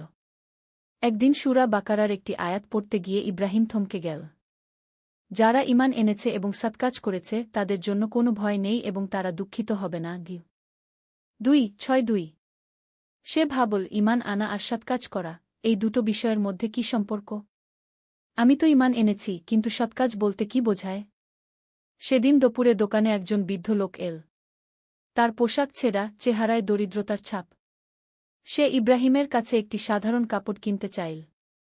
এর দাম কত হবে? বৃদ্ধ লোক জিজ্ঞেস করল। 5 দিরহাম, ইব্রাহিম বলল। আমার কাছে শুধু 3 দিরহাম আছে, বৃদ্ধ লোক দুঃখিত স্বরে বলল। সাধারণত ইব্রাহিম এমন পরিস্থিতিতে দাম কমাত না। কিন্তু সকালে পড়া আয়াতটি তার মনে এল। সে ভাবল, সৎকাজ তো এখানেই শুরু হয়। বাবা, আপনি 3 দিরহামই দেন। কোনো সমস্যা নেই, ইব্রাহিম বলল। বৃদ্ধ লোকের চোখ উজ্জ্বল হয়ে উঠল। আল্লাহ আপনার মঙ্গল করুন, বেটা। সেদিন সন্ধ্যায় ইব্রাহিমের মনে এক অন্যরকম প্রশান্তি এল। সে বুঝল যে ইবাদতের আসল স্বাদ এভাবেই পাওয়া যায়। কয়েকদিন পর উমরের সাথে আবার সাক্ষাৎ হল। ইব্রাহিম তার অনুভূতির কথা বলল। উমর ভাই, আমি এখন বুঝতে পারছি যে আল্লাহর ইবাদত শুধু নামাজ রোজার মধ্যেই সীমাবদ্ধ নয়। প্রতিটি ভালো কাজই ইবাদত। উমর মুস্কি দিয়ে বলল, আলহামদুলিল্লাহ, আপনি সঠিক পথে এগিয়ে চলেছেন। রাসূলুল্লাহ বলেছেন, তোমাদের প্রতিটি ভালো কাজই সাদাকাহ, এমনকি আপনার ভাইয়ের দিকে হাসি মুখে তাকানোও সাদাকাহ। কিন্তু উমর ভাই, আমি আরও কিছু জানতে চাই। আল্লাহর সাথে সম্পর্ক আরও গভীর করার উপায় কি? তাহলে আপনাকে তাসাউফ বা আধ্যাত্মিকতার পথে যেতে হবে। আমি আপনাকে এক ব্যক্তির কাছে নিয়ে যাব। তিনি আমাদের এলাকার একজন প্রসিদ্ধ ওলি। তার নাম শেখ আবু নাসর আলসার রাজগু। 3য় অধ্যায়, পীরের কাছে দীক্ষা। পরের জুমাবারে ইব্রাহিম উমরের সাথে শহরের বাইরে একটি খানকায় গেল। খানকাটি ছিল একটি সাদামাটা ইমারত, কিন্তু চারপাশে এমন একটা শান্তির পরিবেশ যে ইব্রাহিম ভিতরে ঢুকতেই মনে এক অদ্ভুত প্রশান্তি অনুভব করল। শেখ আবু নাসর ছিলেন প্রায় 60 বছর বয়সী একজন মানুষ। তার চেহারায় নূরের ছাপ, চোখে গভীর প্রজ্ঞার আলো। তিনি যখন কথা বলতেন, মনে হতো যেন কুরআন হাদিসের জ্ঞান তার কণ্ঠ থেকে ঝরে পড়ছে। আসসালামু আলাইকুম শেখ, উমর সালাম দিল। এই ভাই ইব্রাহিম। উনি আল্লাহর পথে এগিয়ে যেতে চান। শেখ সাহেব ইব্রাহিমের দিকে তাকিয়ে মুস্কি দিলেন। ওয়া আলাইকুমুসসালাম। বেটা ইব্রাহিম, তোমার চোখে আল্লাহর প্রেমের তৃষ্ণা দেখতে পাচ্ছি। আল্লাহ তাআলা যাকে হেদায়েত দিতে চান, তার হৃদয়ে এমনই তৃষ্ণা সৃষ্টি করেন। হুজুর, আমি জানতে চাই কিভাবে আল্লাহর সাথে আমার সম্পর্ক আরও গভীর করতে পারি। ইব্রাহিম বলল। বেটা, এর জন্য প্রথমে তোমাকে তওবা করতে হবে। অতীতের সব গুনাহ থেকে আল্লাহর কাছে ক্ষমা চাইতে হবে। তারপর তোমার নফসের সাথে জিহাদ করতে হবে। নফসের সাথে জিহাদ? হ্যাঁ। নফস মানে তোমার ভিতরের যে শক্তি তোমাকে খারাপ কাজের দিকে টানে। এটাকে নিয়ন্ত্রণ করা ছাড়া আল্লাহর নৈকট্য পাওয়া সম্ভব নয়। রাসূলুল্লাহ বলেছেন, আসল জিহাদ হচ্ছে নিজের নফসের বিরুদ্ধে জিহাদ। শেখ সাহেব ইব্রাহিমকে কিছু আমল শেখালেন। প্রতিদিন ফজরের পর 100 বার লা ইলাহা ইল্লাল্লাহু মুহাম্মাদুর রাসূলুল্লাহ পড়তে, 100 বার ইস্তেগফার করতে এবং তাহাজ্জুদ নামাজ পড়ার চেষ্টা করতে। আর সবচেয়ে গুরুত্বপূর্ণ বিষয় হচ্ছে মুরাকাবা। শেখ বলল। মুরাকাবা কি? মুরাকাবা হচ্ছে ধ্যান। তুমি নীরবে বসে আল্লাহর কথা ভাববে। তার মহত্ব, তার রহমত, তার গুণাবলী নিয়ে চিন্তা করবে। ধীরে ধীরে তোমার অন্তর পরিষ্কার হয়ে যাবে এবং আল্লাহর নূর তোমার হৃদয়ে প্রবেশ করবে। ইব্রাহিম সেদিন থেকে শেখের নির্দেশমতো আমল শুরু করল। প্রথম কয়েকদিন কঠিন লাগল, কিন্তু ধীরে ধীরে অভ্যাস হয়ে গেল। 4র্থ অধ্যায়, পরীক্ষার সময়। 1 মাস পার হওয়ার পর ইব্রাহিমের জীবনে একটি বড় পরীক্ষা এল। তার ব্যবসায় বড় ধরনের ক্ষতি হল। একজন গ্রাহক বড় অর্ডার নিয়ে গিয়েছিল কিন্তু টাকা দেয়নি। ইব্রাহিম বুঝল যে লোকটি তাকে ঠকিয়েছে। এই ঘটনার পর ইব্রাহিমের মনে প্রচণ্ড রাগ এল।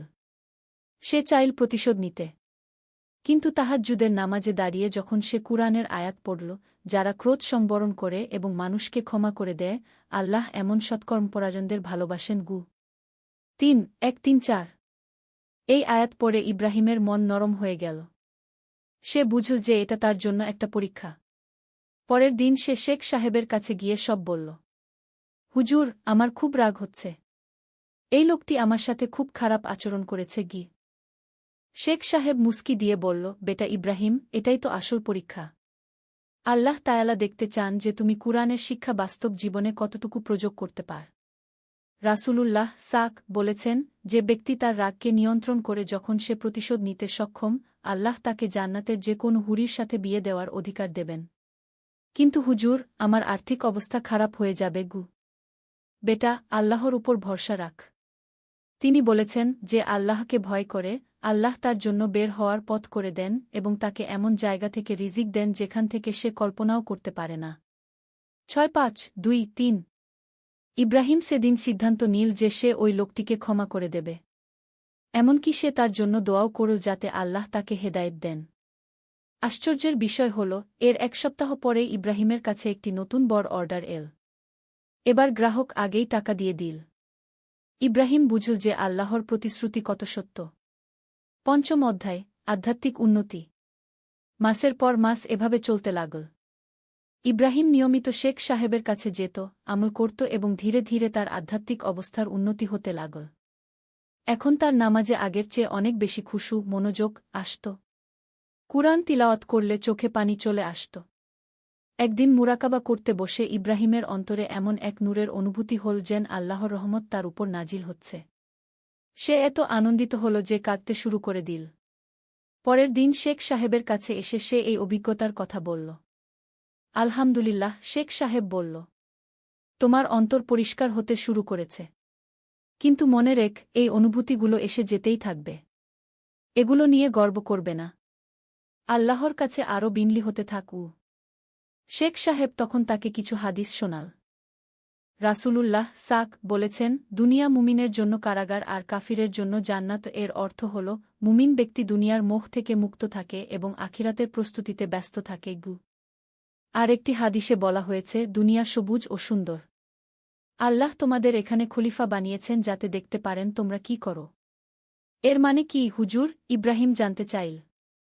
এর মানে হল, দুনিয়া থেকে একদম বিচ্ছিন্ন হয়ে যাওয়া ইসলামের শিক্ষা নয়, বরং দুনিয়ায় থেকে দুনিয়ার কাজ করে কিন্তু অন্তরে আল্লাহর মহব্বত রেখে জীবন যাপন করা। 6ষ্ঠ অধ্যায়, সেবার পথে। ইব্রাহিমের আধ্যাত্মিক উন্নতির সাথে সাথে তার মধ্যে মানুষের সেবা করার প্রবল আগ্রহ জাগল। সে শেখ সাহেবকে বলল এই ব্যাপারে। হুজুর, আমি মানুষের কল্যাণে কিছু করতে চাই। এটাই তো ইসলামের মূল শিক্ষা, শেখ সাহেব বলল। রাসূলুল্লাহ বলেছেন, মানুষের মধ্যে সেই ব্যক্তিই উত্তম যে অন্য মানুষের কল্যাণ করে। শেখ সাহেব ইব্রাহিমকে বিভিন্ন সেবামূলক কাজে অংশগ্রহণ করতে উৎসাহিত করল। ইব্রাহিম প্রথমে তার দোকানের পাশে একটি ছোট মক্তব খুলল যেখানে গরিব বাচ্চাদের বিনামূল্যে কুরআন ও আরবি শেখানো হতো। এরপর সে এতিম বাচ্চাদের জন্য একটি ফান্ড খুলল। প্রতি মাসে তার আয় থেকে একটি অংশ সেখানে জমা করত। ধীরে ধীরে অন্যরাও এই কাজে যোগ দিল। একবার শহরে দুর্ভিক্ষ দেখা দিল। ইব্রাহিম তার সমস্ত মজুদ চাল বিনামূল্যে বিতরণ করে দিল। তার স্ত্রী আয়েশা প্রথমে আপত্তি করল। এভাবে সব দিয়ে দিলে আমাদের সংসার চলবে কিভাবে? ইব্রাহিম মৃদু হেসে বলল, আয়েশা, আল্লাহ বলেছেন, তোমরা যা কিছু দান কর তিনি তার বিনিময় দেবেন। 3:4-3-9 আর রাসূলুল্লাহ বলেছেন, দান করলে সম্পদ কমে না। সত্যিই, কিছুদিন পরে ইব্রাহিমের ব্যবসায় আগের চেয়ে বেশি লাভ হতে লাগল। আল্লাহর রহমতে তার আর্থিক অবস্থা আরও ভালো হয়ে গেল। 7ম অধ্যায়, পারিবারিক জীবনে ইসলাম। ইব্রাহিমের আধ্যাত্মিক পরিবর্তন তার পারিবারিক জীবনেও প্রভাব ফেল। সে তার স্ত্রী আয়েশাকেও দ্বীনি জ্ঞান শিক্ষা দিত।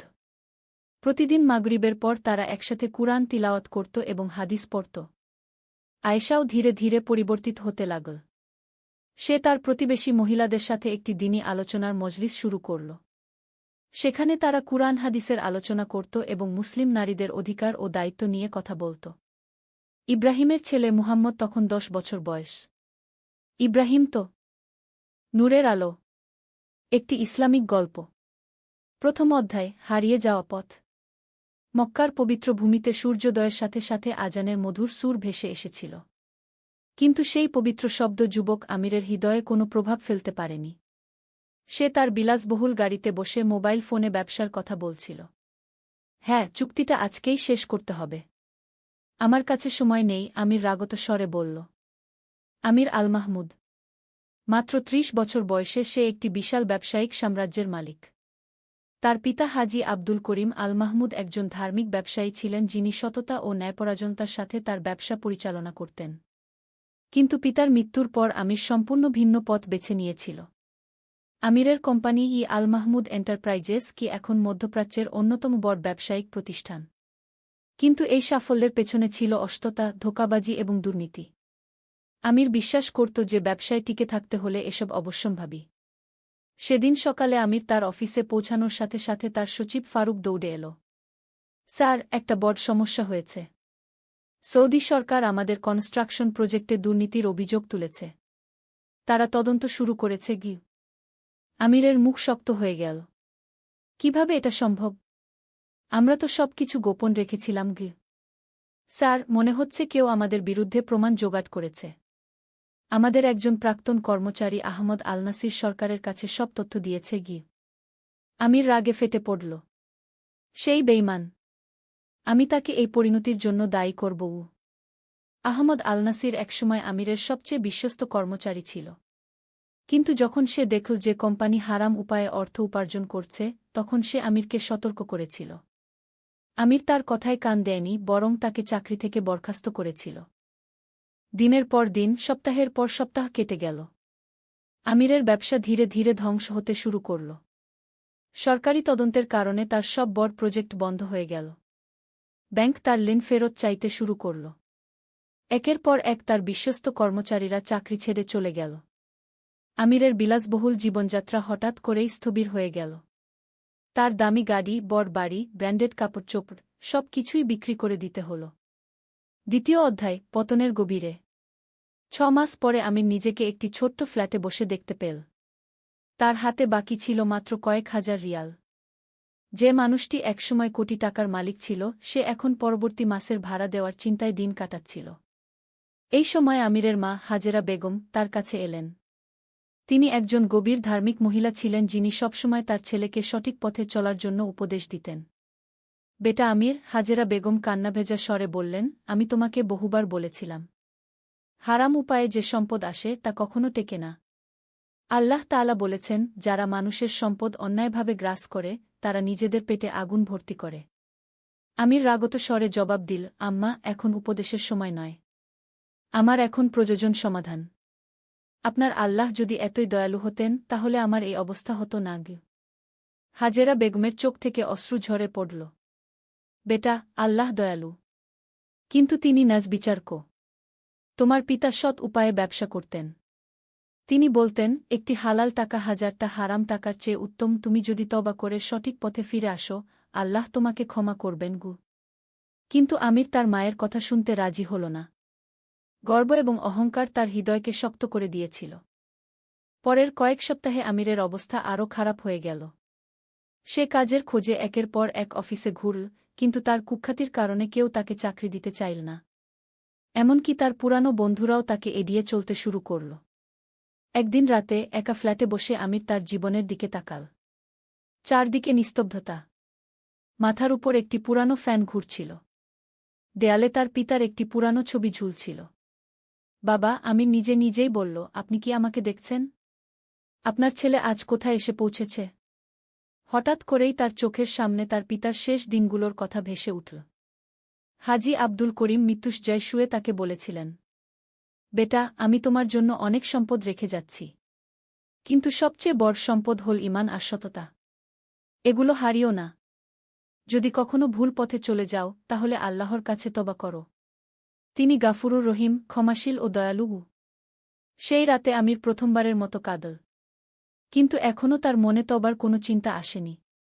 তৃতীয় অধ্যায়, অপ্রত্যাশিত সাক্ষাৎ। 2 সপ্তাহ পরে আমির তার ভাড়া দিতে পারল না। বাড়িওয়ালা তাকে ফ্ল্যাট ছেড়ে দিতে বলল। সামান্য কিছু জিনিসপত্র নিয়ে আমির রাস্তায় বেরিয়ে পড়ল। মক্কার রাস্তায় ঘুরতে ঘুরতে সন্ধ্যা হয়ে গেল। মাগরিবের আজান শোনা গেল। আমির একটি মসজিদের সামনে এসে থামল। মসজিদটি খুব বড় নয়, কিন্তু পরিষ্কার পরিচ্ছন্ন এবং সুন্দর।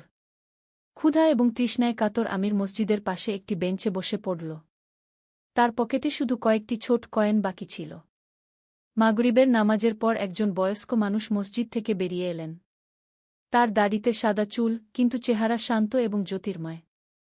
তিনি আমিরের দিকে তাকিয়ে কাছে এলেন। বেটা, তুমি কেমন আছো? মনে হচ্ছে তুমি চিন্তিত গু। আমির তার দিকে তাকাল। চাচা, আমি ভালো আছি। আপনি যান। বয়স্ক লোকটি বসে পড়লেন। আমার নাম শেখ ইব্রাহিম। আমি এই মসজিদের ইমাম। তুমি যদি কিছু মনে না করো তাহলে আমার সাথে ইফতার করবে? আমার বাড়ি এখানেই কাছে গি। আমির প্রথমে দ্বিধা করল, কিন্তু ক্ষুধার কারণে রাজি হয়ে গেল। শেখ ইব্রাহিমের বাড়ি ছোট কিন্তু পরিষ্কার। তার স্ত্রী উম্মে সালমা খুব সাধারণ খাবার দিয়ে আমিরকে আপ্যায়ন করলেন।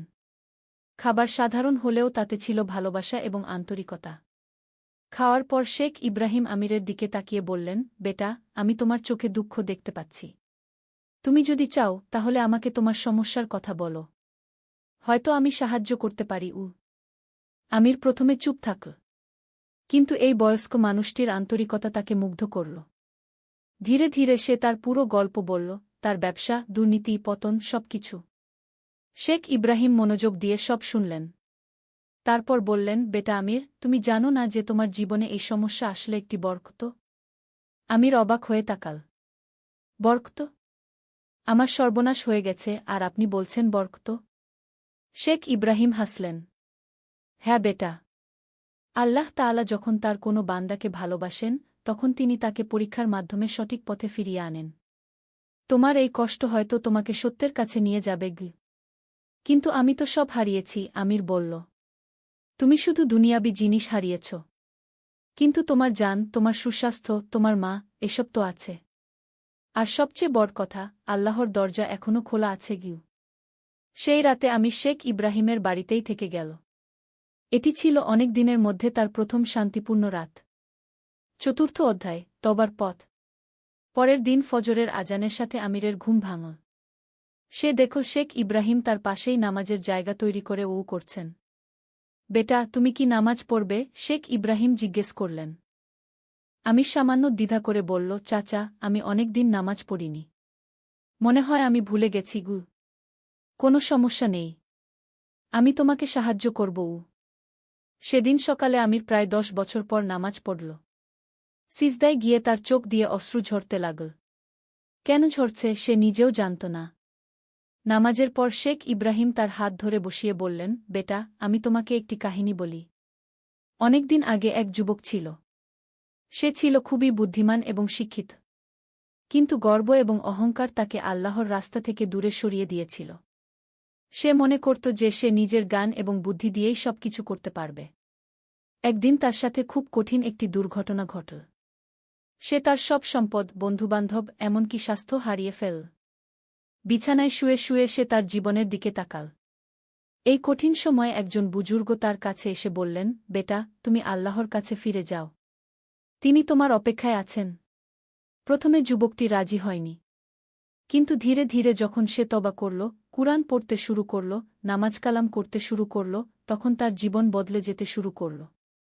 আল্লাহ তাকে আগের চেয়েও ভালো কিছু দিলেন। শুধু সম্পদ নয়, বরং মানসিক শান্তি, আল্লাহর সাথে সম্পর্ক এবং পরকালের জন্য প্রস্তুতি।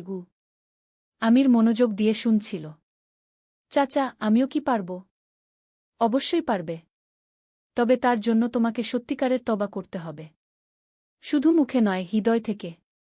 আর তোমাকে অতীতের ভুলের জন্য ক্ষমা চাইতে হবে। সেই দিনেই আমি সিদ্ধান্ত নিল। সে প্রথমে আহমদ আল নাসিরের সাথে দেখা করতে চাইল। পঞ্চম অধ্যায়, ক্ষমা প্রার্থনা। আহমদ আল নাসিরকে খুঁজে পেতে আমিরের কয়েকদিন লেগেছিল। অবশেষে সে জানতে পারল যে আহমদ একটি ছোট্ট দাতব্য সংস্থায় কাজ করে। আমির যখন আহমদের অফিসে পৌঁছল তখন আহমদ অবাক হয়ে গেল। সে আমিরকে এই অবস্থায় দেখে আশ্চর্য হল। আমির ভাই, আপনি এখানে? আমির লজ্জায় মাথা নিচু করে বলল, আহমদ ভাই, আমি আপনার কাছে ক্ষমা চাইতে এসেছি। আহমদ তাকে বসতে বলল। ক্ষমা চাইছেন কেন?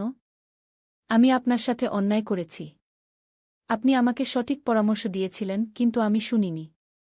উল্টো আপনাকে চাকরি থেকে বরখাস্ত করেছি। আমি আপনার পরিবারের ক্ষতি করেছি। আহমদের চোখ ভিজে গেল। আমির ভাই, আল্লাহর কসম, আমি আপনার বিরুদ্ধে সাক্ষ্য দিয়েছি কোনো প্রতিশোধের জন্য নয়। আমি চেয়েছিলাম যে অন্য নিরপরাধ মানুষরা যেন ক্ষতিগ্রস্ত না হয়। আমি জানি, এবং সে জন্য আমি আপনার কাছে কৃতজ্ঞ। আপনি আমাকে সত্যের মুখোমুখি করেছেন। আহমদ আমিরের হাত ধরে বলল, আমির ভাই, আমি আপনাকে অনেক আগেই ক্ষমা করে দিয়েছি। আল্লাহর কাছে দোয়া করি যেন আপনি হেদায়েত পান। সেই দিন আমির আরও কয়েকজনের কাছে গিয়েছিল যাদের সে অতীতে ক্ষতি করেছিল। প্রত্যেকের কাছেই সে ক্ষমা চেয়েছিল। সন্ধ্যায় আমির মসজিদে ফিরে এল। শেখ ইব্রাহিমকে সে সব বলল। আলহামদুলিল্লাহ, শেখ ইব্রাহিম বললেন, এটি তোমার প্রকৃত তবা শুরু। এখন তোমাকে আল্লাহর কাছে সত্যিকারের তবা করতে হবে। সেই রাতে ঈশার নামাজের পর আমির অনেকক্ষণ ধরে দোয়া করল। সে কাদল, আল্লাহর কাছে ক্ষমা চাইল এবং নতুন জীবনের জন্য হেদায়েত কামনা করল। ষষ্ঠ অধ্যায়, নতুন জীবনের শুরু। পরের কয়েক সপ্তাহে আমিরের জীবন ধীরে ধীরে বদলাতে শুরু করল। সে প্রতিদিন 5 ওয়াক্ত নামাজ পড়ত, কুরআন শরীফ তেলাওয়াত করত এবং শেখ ইব্রাহিমের কাছ থেকে ইসলামিক জ্ঞান অর্জন করত। শেখ ইব্রাহিম আমিরকে মসজিদের ছোট্ট একটি কাজ দিলেন। সে মসজিদ পরিষ্কার করত, জুতা গুছিয়ে রাখত এবং ছোটখাটো কাজকর্ম করত। এই কাজের জন্য সে মাসে সামান্য কিছু টাকা পেত, যা দিয়ে তার চলে যেত। একদিন আমি শেখ ইব্রাহিমকে জিজ্ঞেস করল, চাচা, আমি কি আবার ব্যবসা করতে পারব? শেখ ইব্রাহিম বললেন, অবশ্যই পারবে। ইসলাম ব্যবসা করতে নিষেধ করে না, বরং সৎ ব্যবসাকে উৎসাহিত করে। তবে এবার তুমি হালাল উপায়ে ব্যবসা করবে। কিন্তু আমার কাছে তো পুঁজি নেই। আল্লাহর রাস্তায় যে চলে তিনি তার রিজিকের ব্যবস্থা করেন। তুমি ছোট করে শুরু করোক। আমির ভাবতে লাগল কি করতে পারে। একদিন সে মনে করল যে সে ছোট করে হলেও একটি ব্যবসা শুরু করতে পারে। তার কাছে যে সামান্য কিছু টাকা জমেছিল সে দিয়ে সে সিদ্ধান্ত নিল একটি ছোট্ট চানাস্তার দোকান খুলবে। আমির মসজিদের কাছেই একটি ছোট্ট জায়গা ভাড়া নিল। সেখানে সে একটি সাধারণ চানাস্তার দোকান খুল। দোকানের নাম রাখল বরকত চা ঘর। প্রথম দিকে খুব কম কাস্টমার আসত, কিন্তু আমির হাল ছাড়ল না। সে সৎভাবে ব্যবসা করত, ভালো চা বানাত, দাম কম রাখত এবং কখনো কারো সাথে প্রতারণা করত না। ধীরে ধীরে মানুষজন তার দোকানের কথা জানতে পারল। তার সততা এবং ভালো ব্যবহারের কারণে কাস্টমার বাড়তে শুরু করল। সপ্তম অধ্যায়, বরকতময় রিজিক। 3 মাস পরে আমিরের ব্যবসা অনেকটাই ভালো চলছিল। সে প্রতিদিন 5 ওয়াক্ত নামাজের জন্য দোকান বন্ধ করত। অনেকে তাকে বলত যে এতে তার লস হবে, কিন্তু আমির দেখল যে বরং তার ব্যবসায় বরকত হচ্ছে। একদিন একজন বয়স্ক ব্যবসায়ী তার দোকানে এলেন। তিনি আমিরের সততা এবং নামাজের প্রতি দায়বদ্ধতা দেখে মুগ্ধ হলেন। বেটা, তুমি খুব সৎ। আমার একটি প্রস্তাব আছে। আমি একটি বড় হোটেলের মালিক। তুমি যদি চাও, আমি তোমাকে আমার হোটেলে খাবারের সাপ্লাই করার কাজ দিতে পারি। আমির খুশি হয়ে গেল। কিন্তু সে সতর্কতার সাথে জিজ্ঞেস করল, চাচা, এতে কি সব কিছু হালাল হবে? বয়স্ক ব্যবসায়ী হাসলেন। অবশ্যই বেটা। আমিও একজন মুসলিম। আমি হারাম কাজ করি না। এই নতুন কাজের মাধ্যমে আমিরের আয় অনেক বেড়ে গেল। কিন্তু সাফল্যের সাথে সাথে সে আরও বিনয়ী হতে থাকল। সে তার আয়ের একটি অংশ সদকা করত, দরিদ্রদের সাহায্য করত, মসজিদে দান করত। একদিন শেখ ইব্রাহিম তাকে বললেন, মাশাআল্লাহ আমির, তুমি দেখতে পাচ্ছ কিভাবে আল্লাহ হালাল রিজিকে বরকত দিচ্ছেন? আমির কৃতজ্ঞতার সাথে বলল, জি চাচা। আমি এখন বুঝতে পারছি যে আগে আমার যে অনেক টাকা ছিল তাতে কোনো শান্তি ছিল না। এখন কম টাকা থাকলেও আমার মন ভরা। অষ্টম অধ্যায়, পরীক্ষার সময়। আমিরের ব্যবসা যখন ভালো চলছিল তখন একটি বড় পরীক্ষা এল। একদিন তার পুরানো একজন সহযোগী করিম আল শাইখ তার কাছে এল। করিম এক সময় আমিরের সাথে দুর্নীতিমূলক ব্যবসা করত। আমির ভাই, করিম বলল, আমার কাছে একটি বিশাল সুযোগ আছে। আমরা সরকারি একটি প্রজেক্টে টেন্ডার পেতে পারি। তবে এর জন্য আমাদের কিছু অফিসারদের ঘুষ দিতে হবে। আমি জানি তুমি এখন ধার্মিক হয়ে গেছ, কিন্তু এটা একটা ছোট্ট ব্যাপার। এই একবার করলেই আমরা কোটি টাকা কামাতে পারব। আমির একটুক্ষণ চুপ রইল। তারপর দৃঢ়ভাবে বলল, করিম ভাই, আমি এই ধরনের কাজ আর করব না। আল্লাহর কাছে তওবা করেছি। করিম রেগে গেল। তুমি পাগল হয়ে গেছ? এই সুযোগ হাতছাড়া করো না গে।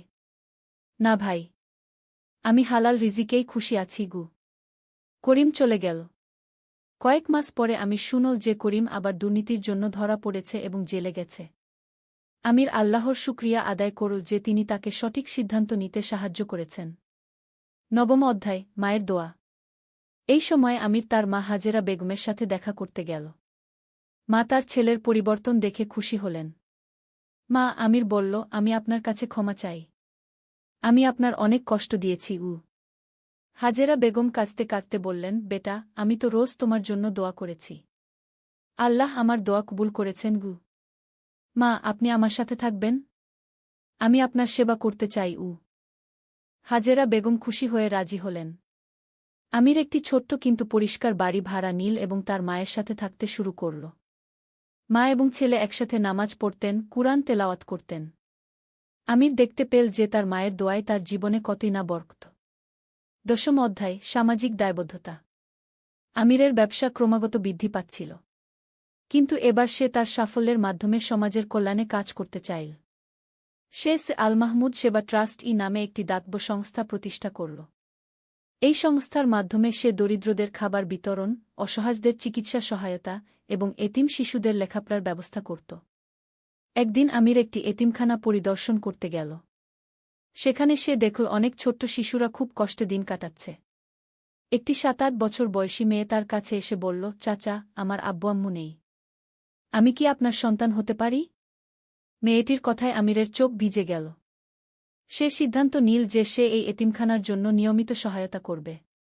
একাদশ অধ্যায়, প্রকৃত সাফল্য। 2 বছর পরে আমিরের অবস্থা সম্পূর্ণ পাল্টে গিয়েছিল। তার ব্যবসা এখন মধ্যম আকারের একটি প্রতিষ্ঠান। কিন্তু এবার সব কিছুই ছিল হালাল এবং সৎ উপায়ে অর্জিত। শেখ ইব্রাহিম একদিন তাকে বললেন, আমির বেটা, তুমি এখন প্রকৃত অর্থে একজন সফল ব্যবসায়ী গো। চাচা, আমার আগের তুলনায় তো অনেক কম সম্পদ গ। বেটা, প্রকৃত সফলতা শুধু টাকার পরিমাণে মাপা যায় না। তুমি এখন মানসিক শান্তিতে আছো, আল্লাহর সাথে তোমার সম্পর্ক ভালো, তুমি সমাজের কল্যাণে কাজ করছ, তোমার মায়ের সেবা করছ। এটাই তো প্রকৃত সাফল্য। আমির বুঝতে পারল যে শেখ ইব্রাহিম ঠিকই বলেছেন। আগে তার কোটি টাকা থাকলেও সে সুখী ছিল না। এখন কম টাকা থাকলেও সে সত্যিই খুশি। দ্বাদশ অধ্যায়, নতুন চ্যালেঞ্জ। একদিন আমিরের কাছে একটি বড় চ্যালেঞ্জ এল। তার প্রাক্তন ব্যবসার সাথী জাকারিয়া আল কাদের তার কাছে এল।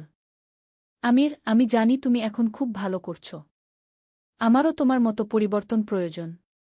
তুমি কি আমাকে সাহায্য করবে? আমির জাকারিয়ার দিকে তাকাল। জাকারিয়া একসময় তার সাথে অনেক দুর্নীতি করেছিল। কিন্তু আমির মনে করল যে প্রত্যেকেই পরিবর্তনের সুযোগ পাওয়ার যোগ্য। জাকারিয়া ভাই, তুমি সত্যিই পরিবর্তন চাও? হ্যাঁ আমির। আমি দেখেছি তুমি কিভাবে তোমার জীবন বদলেছ। আমিও চাই। আমির জাকারিয়াকে শেখ ইব্রাহিমের কাছে নিয়ে গেল। ধীরে ধীরে জাকারিয়াও তওবা করল এবং নতুন জীবন শুরু করল।